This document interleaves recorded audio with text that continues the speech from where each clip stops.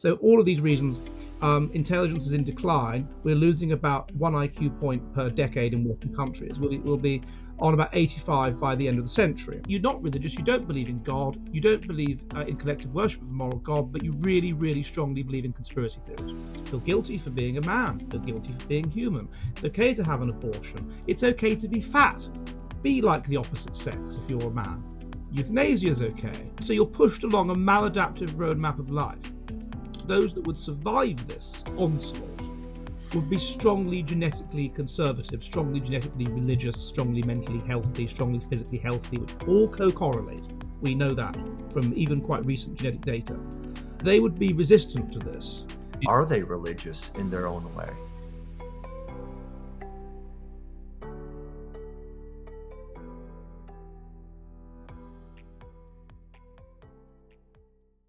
So Ed Dutton, you're very welcome to Beyond Gender. We're delighted to have you. Could you introduce yourself to our listeners and our viewers? I don't think many people will know you.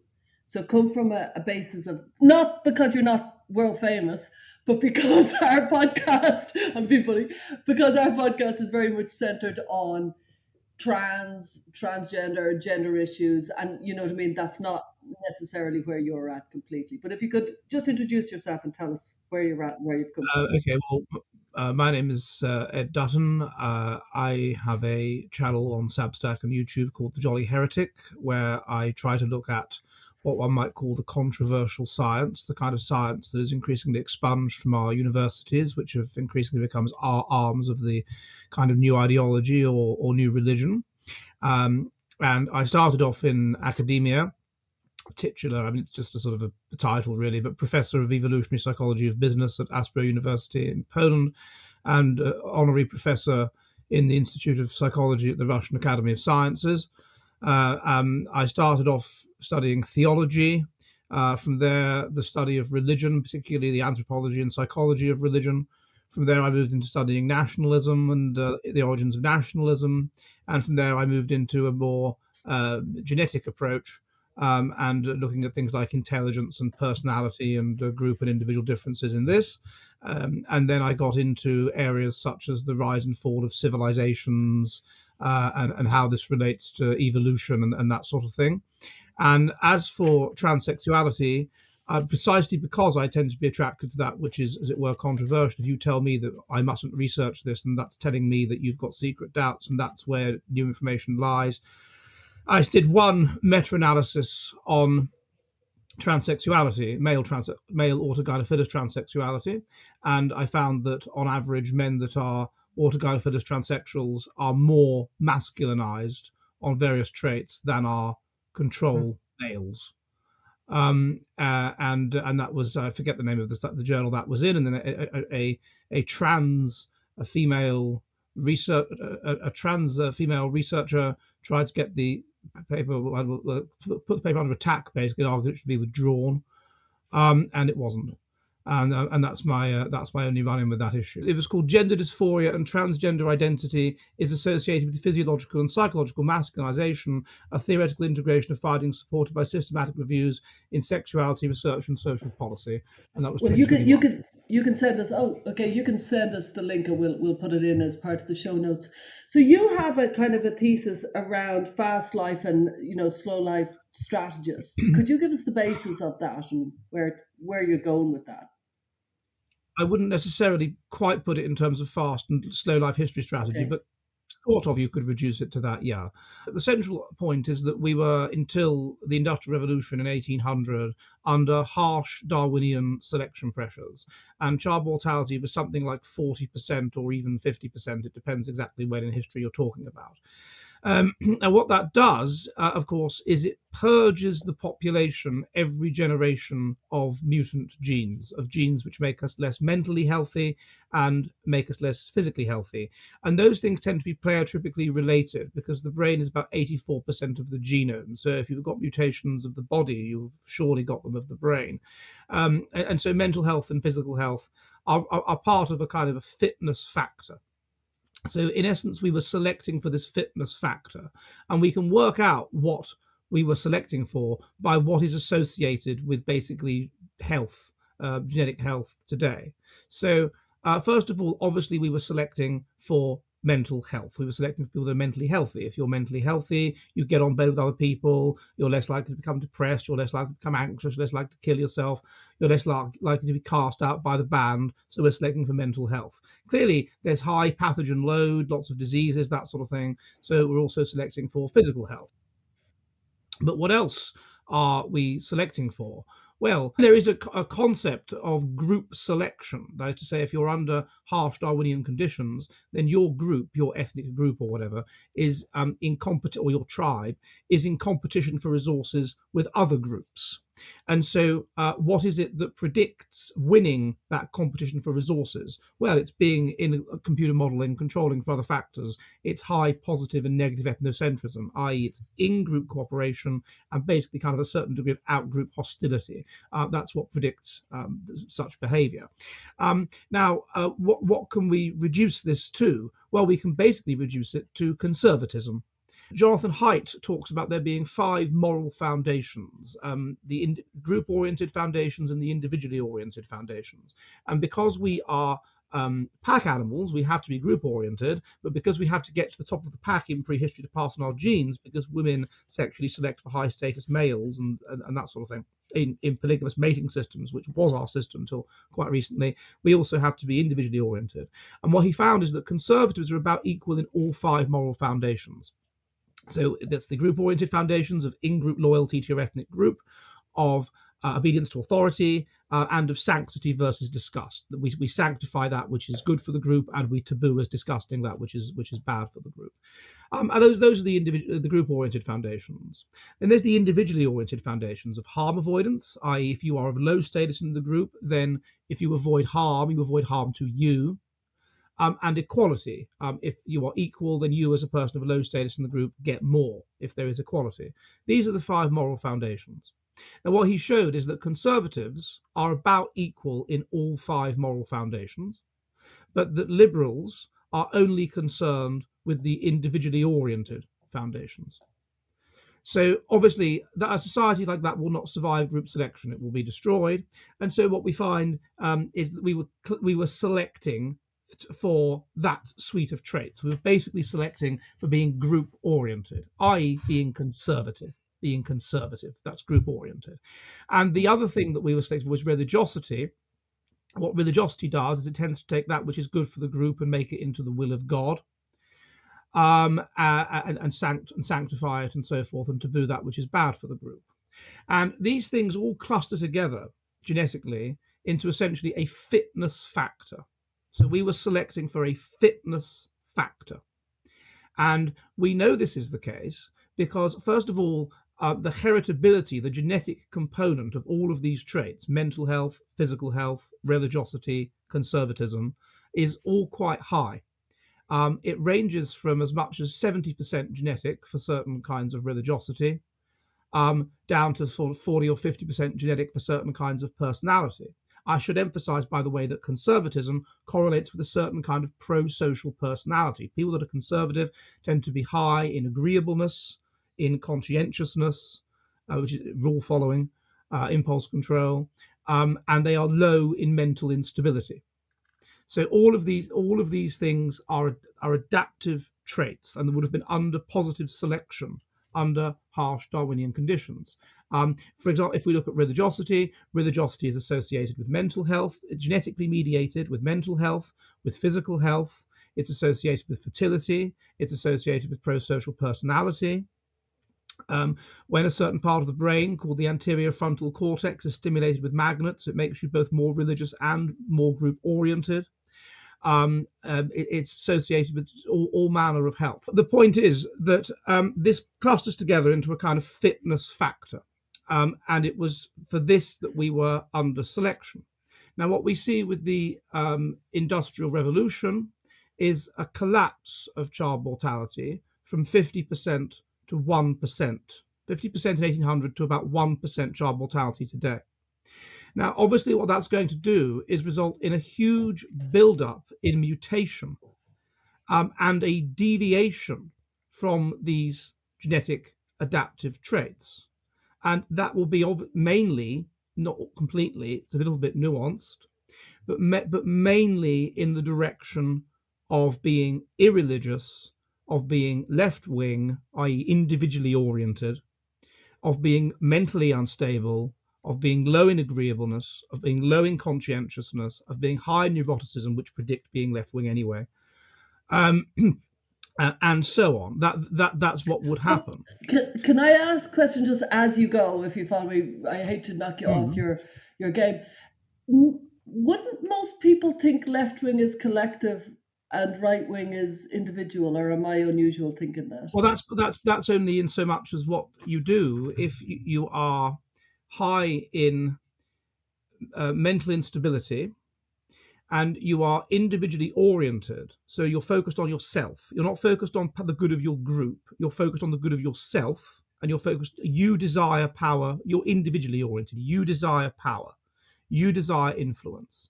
You desire to be important. But if you're mentally unstable, then you're high, or at least of a certain kind, then you're high in anxiety. You're high in lots of negative feelings. You will fear a fair fight.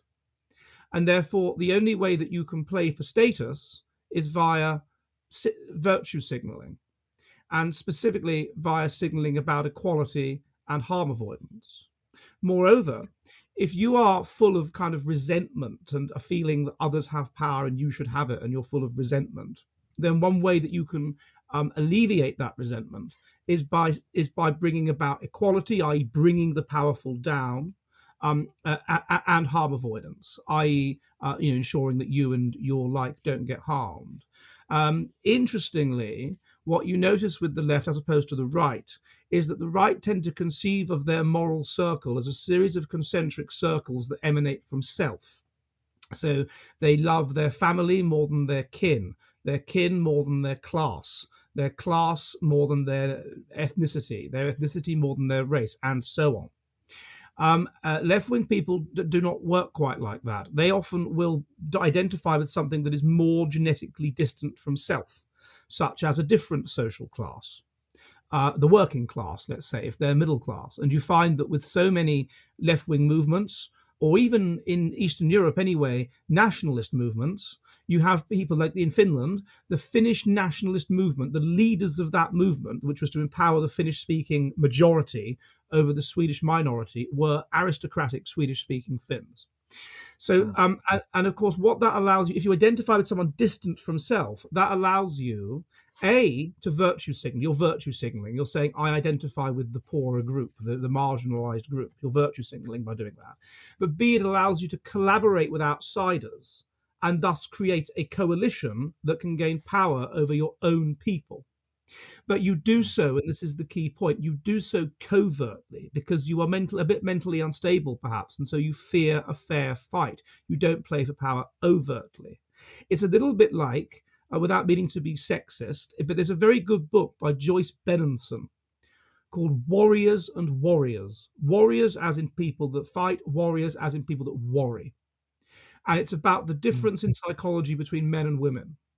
And one of the things that she notes is because women are physically weaker than men, and also women are more mentally unstable on average than men, although that's skewed towards certain kinds of mental instability like anxiety and that kind of thing, not anger, then they do play for status covertly. And the left seem to operate in the same way.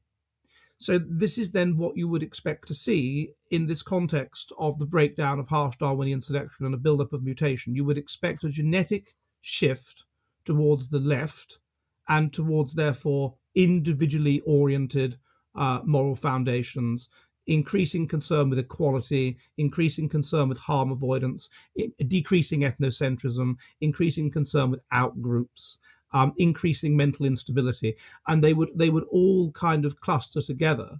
And there's certainly good evidence if you look at studies on leftism. They are definitely higher in neuroticism. And I believe there was a study which found that 50% of people on the left, or was it the far left, under the age of 30 have been treated for anxiety or depression. Females have been treated for anxiety or depression, 50%. And that's higher in that generation than previous generations. Studies indicate that their faces are less symmetrical, And a symmetrical face is a sign of low mutational load, because if you have good health, then you can produce a symmetrical phenotype, even in the face of all of the problems that the germs and whatever throw at you. You produce a symmetrical phenotype, but they are not able to do that. The men are physically shorter than right wing men. The men's grip strength is lower, so they're physically And this is weaker than. all backed up by evidence. Yes, of course, I wouldn't say it otherwise. Can I I'll just take ask up you this something? It's here. just something you said earlier. 50% of the women on the left are likely to be treated for anxiety. I would have thought women under 30 were very high being treated by anxiety. I would have thought that was really, really high anyway. Left, right. No, it was lower. It was considerably lower on the right. It was something like 15% on the right of that age. No, it's anyway. They are, as I said, they are higher in mental instability. They are higher in certain specific personality disorders as well, because often what happens if you have high neuroticism and you have basically very poor self-esteem, and you feel terrible all the time, is that you can deal with this by telling yourself that you're somehow superior to others, specifically perhaps morally superior. And so then you can get a kind of a narcissistic supply by signaling that, and this allays your fears that you're useless and no good. And so then they're high in narcissism. They are high in Machiavellianism. And this is because, of course, if you are Machiavellian, you are obsessed with power, you want power, and so on. And if you're high in resentment, then you're more likely to want power. So they are high in that. They are more likely, they are less, and then religion as well. And religion is another marker. That the correlation between atheism and liberalism is about 0.7, 0.8, at least in American samples. This might be a good moment for me to jump in and just ask a couple questions. They seem very relevant to what you're saying regards the Machiavellianism and religion.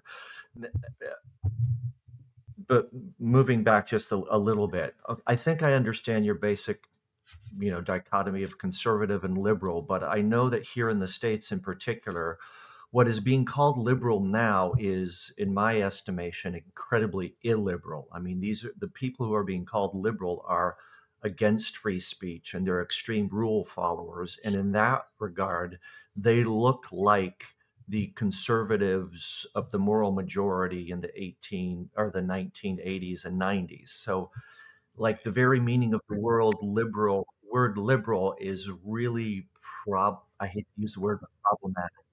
Well, yes, that's true. I mean, in England, we use the word liberal differently from how America uses it. Right. But increasingly, because of the power and influence of America, particularly in academia, your usage of the word liberal has kind of won out. So when I'm using the word liberal, I mean left wing. It's a simple dichotomy, left wing and right wing. And in the psychological literature, what they put is conservative and liberal. I agree with you that I would say perhaps that someone that is liberal is kind of in the middle, or even that liberal has certain nuances of meaning whereby you're kind of not particularly dogmatic, you're liberal about things. I mean, I'm perfectly happy to say left and right, but that's how it's being used in the psychological literature in that way, and that's why I'm using it in that way. You make a good point. We can perhaps look at that in a minute. That a lot of it depends on the circumstances that you're in, as to what a certain kind of person will do. So people that are high in social anxiety, one of the things that predicts is it predicts, for example, religious experience. People that are high, so that you've got to distinguish between the conservative and the very extreme conservative. And I wouldn't be at all surprised if the very extreme conservative was elevated in mutational load as well. And indeed, being a very extreme right-wing person is associated with psychopathy. And this is presumably because it's danger. And people that are psychopaths are evolved to danger. You talked earlier about RK selection, about life history strategy. I mean, basically, we can reduce this down to conservatism, which is what's called a K strategy. The nature of that strategy is an unstable yet easy ecology in which you could be wiped out at any second. So you live fast and die young. So you have to have sex with as many people as possible, as quickly as possible. You don't invest much in the offspring. You don't invest much in the partner. You don't bond much with the partner, or indeed anybody, because if you do a favor for somebody, it might never be paid back. And so that's a chaotic, individualistic, selfish society of just violence and chaos. and also mental instability, because there's not much selection to be mentally stable, because you don't really have to cooperate with people. So you've got people that are low in that kind of ecology, that are low in agreeableness, low in conscientiousness, low in mental stability, and they live their lives. As the society gets more stable and harsher, then it reaches the carrying capacity for the species, and then you're competing against other members of your species. And once that happens, if you just have lots of children and don't care for them by lots of women, they'll all just die. So you have to change. You have to start to cooperate with other people to survive. You have to invest and nurture the children, and invest in and nurture your wife or whatever. Cooperation will be paid back, and then you develop a much more complex group. And this selects in favor of agreeableness, of conscientiousness, of mental stability, of strong bonding. It also means that if you will have fewer children, and so you'll often make up for that smaller number of children by having sex with people that are genetically similar to you. So you pass on more of your genes in that way, and then you will bond more strongly with the offspring. And such people will be evolved to an environment in which you better not deviate from the things that you're doing, otherwise you could die because it's so harsh. Whereas in an easy environment, you might as well just take a chance, because you could die at any second anyway. And so you start to get these differences between conservatives, who tend to be more K strategic, and liberals, or left-wing people, that tend to be more R strategic. So you can kind of reduce it onto that. What we have selected for, we have been under very harsh conditions until relatively recently. Monde minimum, minus 20 in Paris in 1710 or 1715 or whenever it was, right? Monde minimum, really cold. Really, really harsh conditions that we were under. That's what we are now emerging from. So we were selected to be strongly K strategic, and so with the collapse of harsh conditions, you would expect an explosion of people that were really quite R strategic. One more question I'd like to ask before we move on is just about the idea of religion, because a lot of people have commented that the woke seem incredibly religious. Although they don't have a central deity and there's no formalized religion, they seem religious in a dogmatic sort of way. I think that's a better way of putting it, but their dogmatism has a religious fervor to it. And so are they religious in their own way? It's a very interesting question. So if we look at from an evolutionary perspective of like, what is religion? Let's say, to simplify things quite a lot, that religion is the collective worship of a moral God. Now, that brings in a number of things. A collective. So to do something collective, you've got to be reasonably cooperative, right? Reasonably group oriented. B, a moral God. Now, what these gods seem to have done, particularly as we've moved towards living in cities and having to interact with strangers, is it's going to be adaptive to have a little homunculus on your shoulder telling you to behave in a pro-social way, because then you won't be cast out by the band. And so then you pass on your genes. And then if you're subject to sexual selection, the woman will think, well, I know this guy's a religious chap. He's going to look after me. He's going to play by the rules. He's not going to like pump and dump. And equally, the man can say, the man with his harem can say, well, look, this woman, she's going to play by the rules. She's not going to cuckold me. She's religious. It's kind of an insurance policy of pro-social behavior, which is then adaptive. So if we say that's religion, but what actually then is religion? Well, religion seems to be a series of adaptive traits in themselves. So like over-detecting agency. Put a screen full of randomly moving dots. So not agency, causation. And people will think, oh, that it's following an order. And even that there's a cause to that order. It isn't, but they think that. But over-detecting causation is adaptive, because it means you need to try to find causation. And so if you over-detect it even when it's not there, you'll definitely find it when it is there. Or over-detecting agency. If you're in a forest and you hear a sound, is it a wolf? Is it the wind? If you think it's the wolf, you've lost nothing if you're wrong. If you think it's the wind and it was the wolf, you might have lost everything. So you over-detect agency. And then these things hit in when you're very instinctive. They hit in at times of stress, and in particular at times of mortality salience.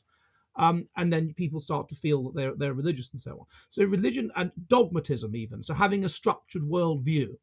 That's important. That helps you to get through life and not feel depressed and down. Being able to distinguish between an insider and an outsider based on tests of membership or something like that, that's Hmm. important. So all these things come together into a bundle, into the religious bundle. They become pleiotripically related, then they become selected for, and you find that the genetic component of, for example, having a dramatic religious experience, the genetic component of that is about 66%. Other things are a lot less, but that's a really high one.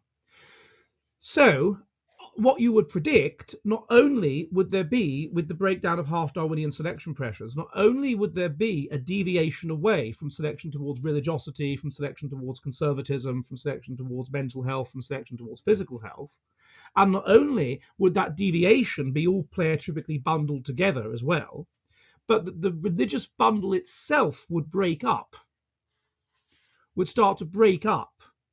So the adaptive, the healthy people, they would just be the traditionally religious types of people. Hmm. And then there'd be all kinds of deviations from that, which would be found in those that were genetically unhealthy. And we show, I mean, to give a good example, what if you believe you're not religious, you don't believe in God, you don't believe in collective worship of a moral God, but you really, really strongly believe in conspiracy theories? Hmm. Yeah. And that is a component of religiosity because it's over detecting agency and it's over detecting causation. Yeah. Wow. Believing in conspiracy theories is correlated with poor mental and poor physical health. Hmm. So that would be consistent with what you were saying. Did you say that having a heightened religious experience is 66% genetic? What did you say Well, there? it's only one twin study that I found. Yeah, they found 66% genetic. Yeah, the genetic component was 66%. That's extraordinary. Because if you think that we've been under harsh selection for this, and with having a dramatic religious experience, there's going to be a certain kind of personality that's going to have that. Really? Um, yeah, I mean, not even if you look, it's like Weber's religion of the sick soul, and the idea that like there's two kinds of religious people, even in normal times, right? Even in under normal harsh conditions of selection. William James calls the religion of healthy mindedness. So that's going to be, they probably have religious experiences as well, but it will be kind of numinous experiences of a general feeling that everything makes sense and that everything's going to be okay and whatever. And maybe maybe there's psychotic dimensions. They hear the voice of God or something like that. But then you get the other kind, and this is associated with high social anxiety, basically a period of mental instability. And that's when a person has a dramatic religious experience. And often they'll be very, very unhappy in their life at that point, very stressed, which is dangerous. I mean, we have in the mind, we have basically calming and we have arousal, hyper arousal, hyper quiescence, hyper calming, hyper arousal. Both are dangerous. And it seems that when one is pushed too far, then the other one hits in. And at that point, we are very instinctive. And because we are very instinctive, then we over detect agency. You know, we see patterns where they're not there. We apprehend agency when it's not there. We have that becomes God in our minds. We have a dramatic conversion experience, that sort of thing. That kind of person. The kind of people that are involved in Pentecostal churches and things like that. Stereotypical. And so that's your dramatic religious experience kind of thing, as against your kind of numinous experience, go to mass and pray and feel good.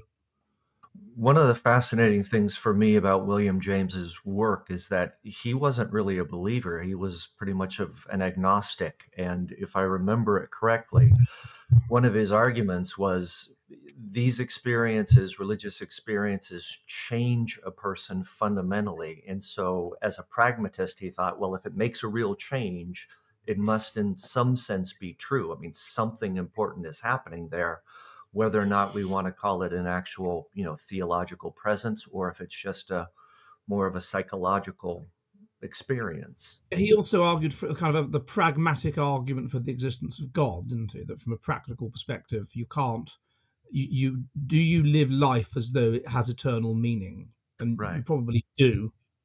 Yeah. And so if Yeah. you do, for all intents and purposes, you may as well accept that you kind of live as though God exists. Right. So going back to the model, many studies find two that are worth saying. One is that because women are high in social conformity, they will tend to be the bellwethers of what's going on. So Billy Graham, the height of the conservative society in many ways, the time in England, not Ireland, but in England and America, when it was almost like the conservative society realized they were losing it. They were losing it. Things were shifting against them. And thus they ramped things up, was probably the 50s. So, for example, homosexuality was kind of tolerated in the 40s, 30s, but in the 50s, in England, suddenly it's being prosecuted. And in America, it's McCarthyism at that time, and they're driving gays out of the civil service and all of this sort of thing, right? And at that exact time, what were women doing? Women were going to Billy Graham rallies. Hmm.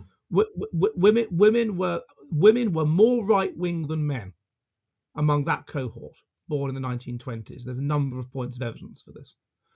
And they were going to Billy Graham rallies and going mad and going up for the confession thing and collapsing and whatever. And what are they doing now? Well, now they're the uber woke people and all this sort of thing. So there's a sense in which not that much changes. But what I suggest is there has been a kind of shift. So you have all this buildup of mutation. You have all of these basically potential left-wing people who are high in mutational load, who are mentally unstable, who are disagreeable, who have personality disorders, whatever. But they are pushed along an adaptive roadmap of life. The culture hasn't shifted yet. The culture is saying to them, men are men and women are women, and God exists, and you need to make sacrifices for your group, and you have to be pro-social. I'm not saying it was a perfect time by any means, and we can get into that later, right? It wasn't, but that's what was that. People were definitely happier, and you have certain roles and you fulfill them, and that's it. And so they're kind of being repressed. These kinds of people, they have, as it were, antisocial tendencies, but the system, the culture, is repressing them. And at a certain point, and I think in England and America, this was 1963. Sex came rather late for me in 1963, somewhere between the end of the Chatterley Ban and the Beatles' first LP. It shifted.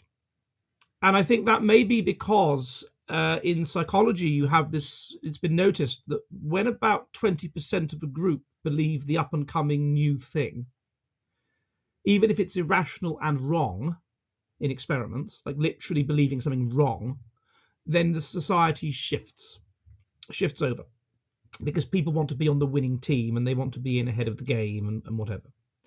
And so you move from a conservative society that indeed would have had runaway conservatism signaling, runaway purity signaling, it would have had and did have, such that it got to the point in the 50s, 30s, where people that were known to be illegitimate might not be served in shops. Wow. Because the shopkeeper would be concerned that he would be somehow stained with the filthiness of that person's bloodline if he interacted with them, or children who are illegitimate have to be put up for adoption. Yeah, well, you've pinpointed like 1963 and the Larkin poem and all that. And is there a reason? Have you specifically pinpointed? Are you saying 1963 very specifically and definitively? Yeah, or are you saying... I am. But certainly in England, you can see a number of things happen in 63. You have the complete humiliation of a conservative government in 63. You have the Beatles' first LP, as I said, in 63. You have the publication of basically a book of atheism by a Church of England bishop in 1963 called Honest to God. You have a number of other markers, certainly the 60s. And if I had to pinpoint it, I would say 63. In America as well, John F. Kennedy assassination, civil rights, that's 64, but 63 going into 64. There's something about 63 if I had to pinpoint it. But certainly the early 60s, you start to see the shift. And once that happens, well, intelligence, is associated with social conformity. Normal range intelligence, not above 130, but normal range intelligence is associated with social conformity, because intelligent people, they look around the world and they notice the way the wind is blowing and they realize the social benefits of this, and they norm map things better, and they have the sort of effortful control to be able to suppress what they actually think and to force themselves to believe what it's useful to believe. And so then once this happens, you basically get runaway individualism signaling. And before long, left-wing ideas have taken over the culture. And I think a shift that we started to see in the 2000s with what we call wokeness, what we used to call social justice warriors, wokeness, just this kind of left-wing culture warrior kind of idea, is that we are then pushed on a maladaptive roadmap of life. And children are told, don't have children. It collapses, it reverses, we get to the tipping point, and then it's just like, it's okay to be gay. It's okay to be trans. Feel guilty for being white. Feel guilty for being a man. Feel guilty for being human. It's okay to have an abortion. It's okay to be fat and thus become so unhealthy that you can't have children. It's all of these things are okay. Be like the opposite sex if you're a man. Euthanasia is okay. Whatever. And so you're pushed along a maladaptive roadmap of life. And what you would expect is that those that would survive this onslaught would be strongly genetically conservative, strongly genetically religious, strongly mentally healthy, strongly physically healthy, which all co-correlate. We know that from even quite recent genetic data. And they would be resistant to this. And basically you would have a selection event whereby obviously there's the super woke people or whatever would be just they resign from the gene pool, they're out. And then other people that are perhaps a bit higher mutation, they're sucked into the death cult, they resign from the gene pool, they're out. And thus wokeness makes the gene pool healthy once again. Wokeness is essentially a selection event where woke people eat themselves. So we have industrial revolution, collapse of health, rise in poor health. This can't go on forever. If it goes on forever, then the next time there's a volcanic eruption or something, we're all dead. Something has to hit in to make us healthy again. That's wokeness. Wokeness hits in, purges the gene pool of the unhealthy. The other thing we haven't looked at is intelligence, but we can look at that separately. But anyway, one of the things it also does is it does things to collapse society. It does things to reduce intelligence. And that means the very people that will need medical treatment, woke people, won't be able to have it because they've collapsed a complex society into chaos. And then they all die out. And then you have the remnant normal population that survives. And then we just do it all over again. What is the most mentally healthy group, and are they the most physically healthy? Are you saying that they kind of come together? I would suspect that it would just be normal conservatives, the kind of people that you stereotype as the guerrillas, right? Those that can't be. In America, they talk about this idea of conservatives. There's this fascinating difference whereby conservatives feel they have agency and they feel they have power and they feel they have control over their lives, even if they don't. Whereas left-wing people feel that they don't have power and feel that they have no control, and fear, even if they do. Mm-hmm. For left-wing people, God, the czarist spies are still round the corner. Whereas right-wing people who are completely trashed and have lost all power over the world still seem to somehow feel that they have free will and they have agency and they have power, which they don't. As far as I can see, those that are what you might call the alt-right, the very far right, those people are also a deviation from what was the norm under harsh conditions. And I'd expect those people to be of poor mental and physical health, and there's certainly evidence there are of poor mental health. And what about the centre? What about you're going left, right. What about the centre? That's going to depend on a lot of factors. That is still a deviation. If it's a deviation from traditional things we were selected for, which is, for example, being the collective worship of a moral God, being group oriented, whatever.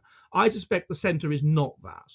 There's been a shift in the society. We are a more left-wing society. Consequently, the centre is probably what we would call the centre, is by most historical standards to the left.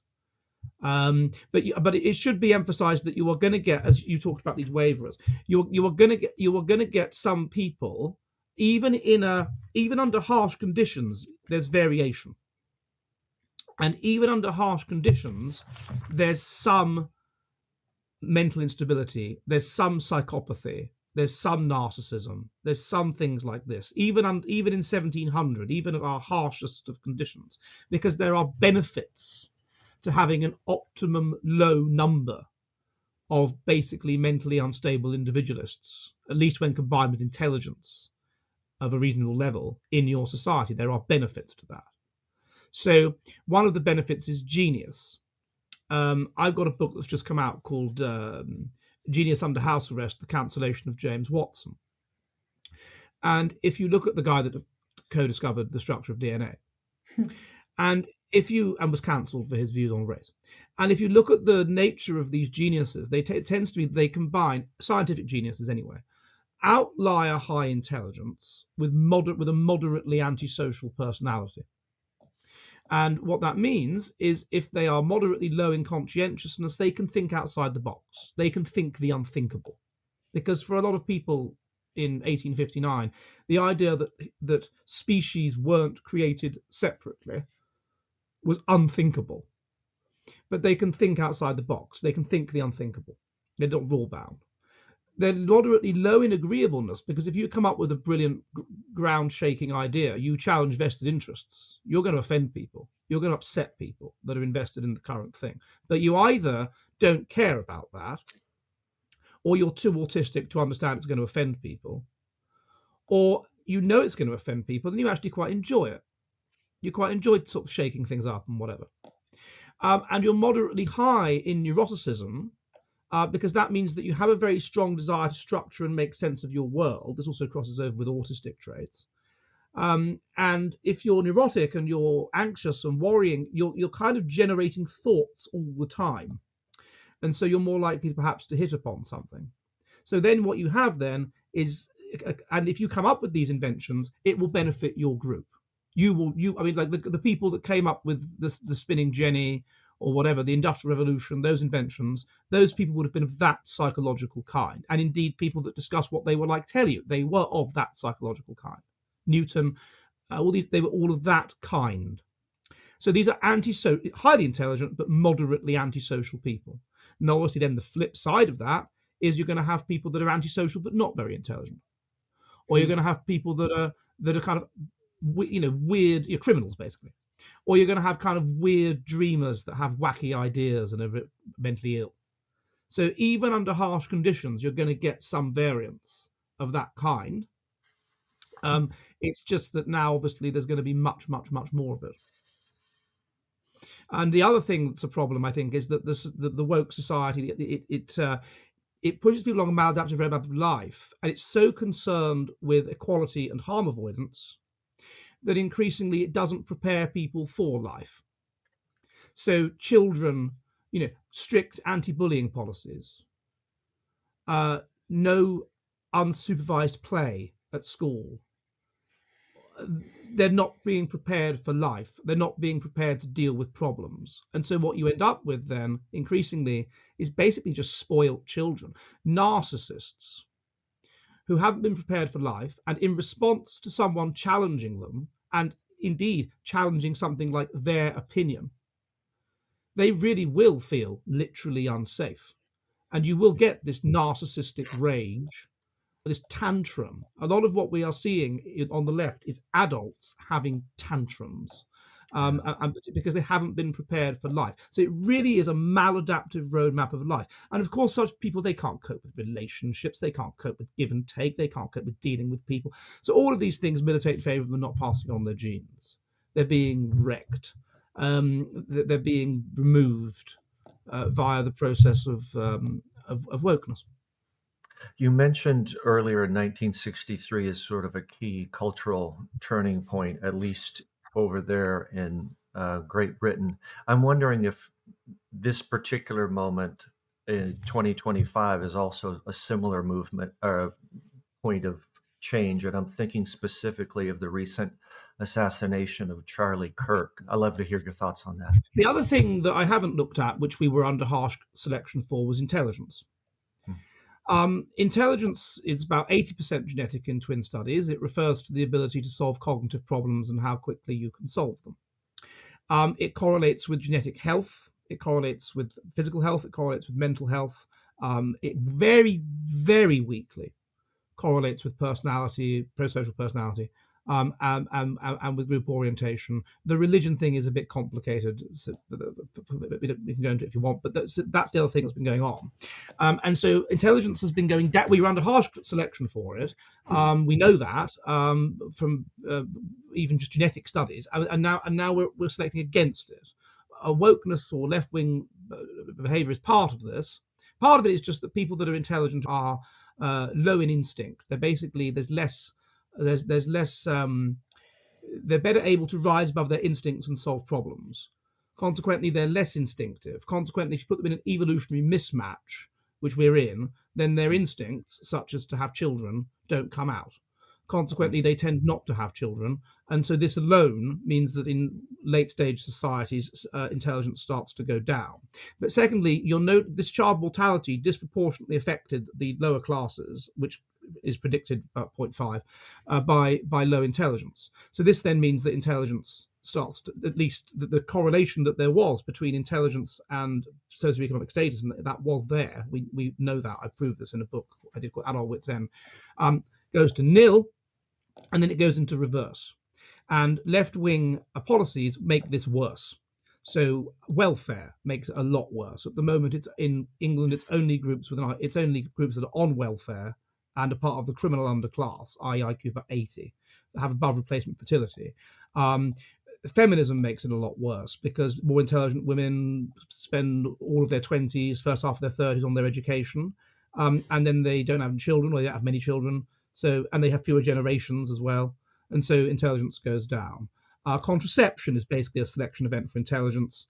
So, all of these reasons, intelligence is in decline. We're losing about 1 IQ point per decade in Western countries. We'll be on about 85 by the end of the century. With regard to your question, there's interesting differences in how that's operating. If you control for intelligence, then the big predictor of sterility is liberalism and atheism, and the big predictor of fertility among native populations is conservatism and religiosity. So what that means is that the conservatives are getting stupider, but the liberals are getting stupider more quickly. I call it the Rayner effect, after Angela Rayner. Now, what this could potentially is likely to mean is it because it's the more intelligent that lead the culture, it's the more intelligent that will lead things, is a shift in the culture itself. For that reason alone, back towards a more conservative culture. And also, of course, if you're going to inculcate young people with wokeness, a portion of them will rebel against it. And therefore, anti-wokeness becomes fashionable and whatever. And then the internet as well has been incredibly useful in polarizing society. And wokeness itself basically, in a way, makes all conservatives into a bit like fundamentalist Christians. You know, fundamentalist Christians, they feel they're persecuted, they feel they're in the world but not of the world. It bonds them together strongly into little communities, and that makes them more confident. And that's what wokeness has done. So with regard to the 2025 shift, you may be right that you've got that going on under the bonnet, that change in the genetics of the more intelligent, and in the sort of rebellion against wokeness among youth, and in various other factors like that. Plus, you have something that perhaps is very, very, because often symbols are very important. Something symbolic is very important. Yeah. In Ireland, for example, famously, the abortion laws were under pressure to be changed because of one particular event, an Indian lady who lost her life.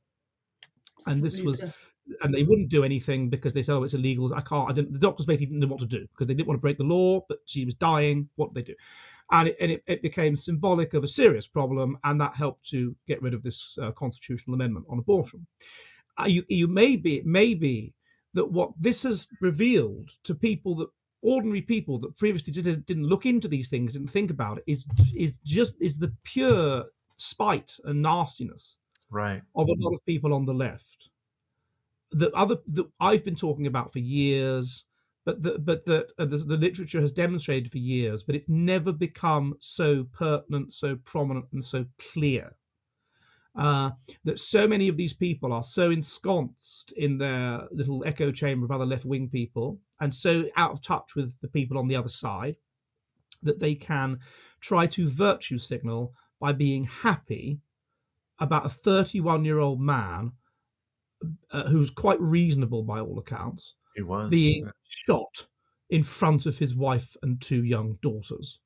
And a lot of people are see so that's a kind of consciousness raising moment for what I've been saying for years, which is that a significant portion of the left are basically antisocial mutants who wouldn't have existed under harsh Darwinian conditions, that they wouldn't have been born, and their parents wouldn't have been born, and their grandparents wouldn't have been born, because they are from a line of just high mutational load, and they cluster together into a factor of basically being physically unhealthy, mentally ill, and antisocial. I can really see how the title Jolly Heretic fits you.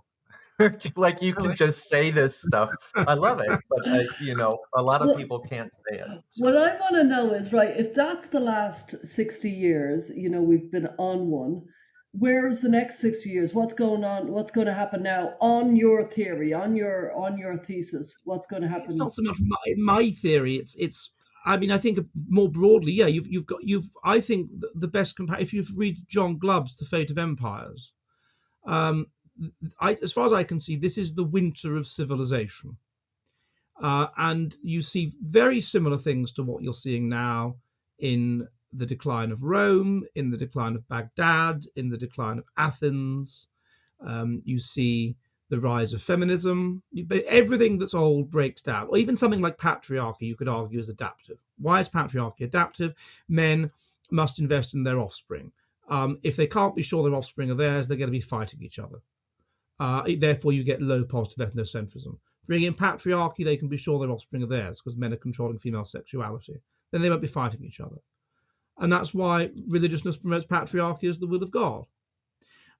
Religiousness obviously promotes ethnocentrism in relation to your own group, or at least it used to, as the will of God. I mean, look at the degree to which the Catholic Church was bound up with Irish nationalism in your country 100 years ago when you were fighting for independence. Or you just got independence. And you can see this again and again and again. And what happens in the winter of civilization, I think, is that society is very, very rich, and so mortality salience is very, very low, and mortality salience is our evolutionary match. That's our norm, right? 50% child mortality. Get rid of it, our instincts don't hit in. Our instincts for religion don't hit in, for ethnocentrism don't hit in, for what's sort of we just instinctively know is right and wrong don't hit in. And then you get changes in the nature of the population because of the genetic collapse. Women become more masculine, men become more feminine. This sort of thing. And then the religion that you previously obeyed, you don't obey it anymore. You don't care about it. So you become, and you get a build up in left-wing ideas and left-wing views and deviation from the norm and whatever. And you get it exactly the same in Rome: homosexuality, transsexuality, lack of ethnocentrism, worshipping the foreign and idealizing it, a lack of social organization, welfare, all this sort of stuff. You get it all, and we're just going through the same thing. And just as with Rome didn't completely die. Rome, you've got low social trust as well. Remember, we're getting less intelligent as well. And intelligence is associated with social trust and things like that and cooperating. So lower social trust, obsession with sex, obsession with based things. It's exactly the same. It's just that we got further than Rome did. We got to an industrial revolution and they got to or Greece anyway, got to the cusp of it with the electricity and with the battery and whatever. And so then you get this collapse, and then you just get a general breakup. You get a breakup into smaller polities. You get a collapse in central government, break up into smaller polities, and the retreat, as you did with Rome, it didn't completely die. You got a retreat into a kind of Byzantium, where it kind of held up, sort of chugged along a bit until the West had righted itself. And so what we'll probably get is a kind of a neo-Byzantium. The best comparison really is what's happened in South Africa over the last 30 years. That's what I would predict happening in.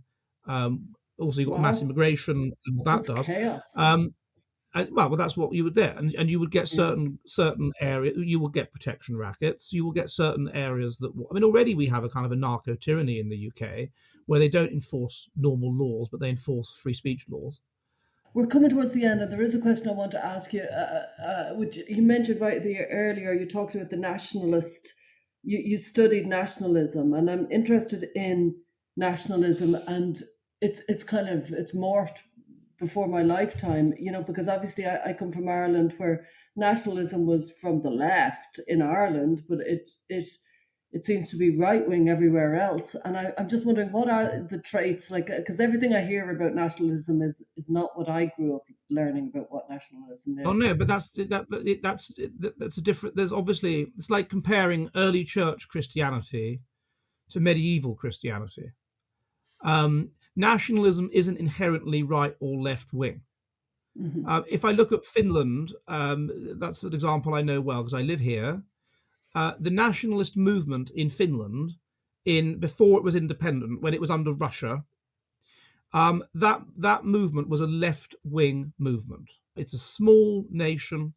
The aristocracy are Swedish-speaking, and what you get is left-wing people. Now, remember, left-wing people idealize a person that's genetically distant from them. That's what they do, right? Now they idealize the Indian, the black person, the whatever, the transsexual, the more marginal. What they used to do was idealize the working class. That's what they used to do in the 80s or 70s, or in England. You'd have two kinds of people that would be left wing. You'd have people that were actually working class, but obviously it's in their interests to be left wing because there was a lot of poverty in England, and they want to bring them and their type out of it. And then you just have people that are upper class but identify with the working class in order to get power. Those are the two kinds of people. And you had a very similar thing with Finnish nationalism. The country was ruled by Swedish-speaking Finns. So there's two kinds of people that are pro-Finnish nationalism. Finnish people, who are peasants, who are just the peasant class. And then those that idealize peasant culture, a la von Herder, a la what was going on in Germany as well at that kind of time, the romantic nationalist. And this was to a significant degree a left-wing kind of a movement, at least in Finland and Estonia and places like that. And then, of course, they get power, and then it becomes a right-wing movement. It's a conservative movement, but with a kind of a gloss to it. Of idolizing the peasant and of and the folklore and all this kind of thing, and the same thing probably happened in Ireland. That in Ireland you have this process of awakening of a sense of Irish nationalism. You have often really quite middle class people. If you go back to the early 19th century, middle class educated people, some of them Protestant. W.B. Yeats was Protestant. In fact, now I think about it, loads and loads of major figures in Irish nationalism. Parnell, not just Protestant, but Anglo-Irish. Anglo-Irish. Yeah. But they were heroes. They're very much part of our history. It's exactly the same in Finland. We have Runeberg Protestant tendency. Lönnrot. They're all Swedish-speaking Finns. Basically traitors to their own people. And that's what these Anglo-Irish types are. And then, of course, once you get a state, then nationalism sustains that state. It's the status quo. And then the left-wing type people that were in favor of peasant nationalism, now they're in favor of communism, or they're in the worker and anti-nationalistic. Because they resent that which has power. What used to have power was the Swedish-speaking dominant aristocratic class over the Finnish peasants. What now has power is a class of people that believe strongly in nationalism. So therefore, that's symbolic of power. So they resent that, and they want to bring that down, and they hate that, and they fight against that. So it makes sense then that those groups would, the only slight nuance with Irish nationalism is a group like Sinn Féin. Because it didn't exactly die out in the Republic of Ireland, but it became smaller and smaller and smaller, but it maintained itself in the north of Ireland, and therefore it maintained its identity as being left-wing and and so on. And then you've got, of course, Sinn Féin in the Republic, and it's right, and so on. And then it makes sense that becomes this left-wing party that, ironically, is the most anti-nationalistic party, at least in the Republic, that you could find. Yeah, well, Sinn Féin is just a massive contradictions at this stage. It's lost. But that's not illogical to me, because the Sinn Féin, if you join Sinn Féin because you're resentful of the fecking British, and you see the British as a problem, then that you're in some way, you're probably got a sort of a left-wing kind of mindset, a resentful mindset, that sort of thing. And so I can see how, if you're power hungry in Ireland, it moves towards the left, and now in Ireland, nationalism is a conservative force. This has been a fascinating conversation, though. I knew it would be good. Yeah. Yeah. And what do you think people should do now if we're going into this time of chaos in South Africa? You know what I mean? Because it feels like it's getting vicious.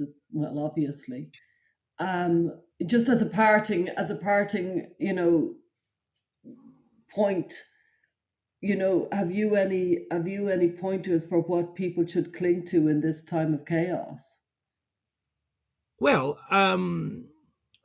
yeah, we one of the things that I find amazing now that I'm 44, and I find these people that are 20 years younger than me at the kind of conference where you and I met, actually. Yeah. Is just how polarized it is. So every young conservative with a small c in London seems to know every other young conservative with a small c in London. Which is actually, I think, part of the woke eugenics process, because it forces right-wing people together. It forces them to breed together, even in a way that wouldn't previously have been the case. It forces healthy people to find other healthy people, which is probably a good thing. But I would think that the best thing to do is just find other like-minded people, and meet them in person, not just online, in person. I agree. Create bonds with them, because that's what you need in chaos. You need a group of which you're part. You need other people that will back you up, that are your comrades. It also gives you confidence, and I think this is one of the things that the internet and this polarization that woke has kind of forced polarization, is it's forced other people who are of a similar mindset to find each other in a way that they previously weren't forced to, because they didn't feel as excluded from the mainstream. But woke has taken over the mainstream completely. And now you have almost like the rise of, once again, of dissenting academies almost, but they're online, of the kind that you used to have in the UK. And of this whole infrastructure, of this whole counterculture, of this whole counter elite, of conservative types who are maybe, I think, to some extent, in a context of decline, and of balkanization, likely to kind of take power back over some kind of polity and keep things going. So just find like-minded people, meet like-minded people. There's so many opportunities to do so. There's things like the basket weavers in the UK. There's groups like that in America. I don't know what they call themselves in America, but there's a basket weavers there. Go to these events. I think they're very good for people. I think they're underestimated in how grounding they are, and literally encouraging they are. And you feel, if you meet, that's the thing, that now we're kind of fighting back against this oppression, which reached its peak in, I guess, about 2020. One feels confident that one can tell the truth, precisely because one is now meeting so many people through so many events that one knows feel the same way. And that's their own fault. Wokeness has caused that, and it is its own undoing. So that's my main piece of advice. If you're sitting there watching this and you're one of these people who's a keyboard warrior that's sort of not on Twitter or whatever, who doesn't quite dare, I mean, be careful. They will send in spies, because it's nothing that they do. Although now we've got that case with Harry Shukman and Hope Not Hate in the UK. They used a fake passport. And I said, well, all you've got to do is check every passport, demand a passport, and check it against the available public birth records. And then the ability to use a fake passport is over, not in America perhaps, but in the UK. And so they're much safer. So just go to events like that, meet other people, you feel more confident, you feel things are going somewhere, and we can, try and save a bit of something with the sort of a neo-Byzantium. That's my advice. Okay. Well, thank you very much. Thank you so much. You're certainly very interesting. Thank you. Goodbye.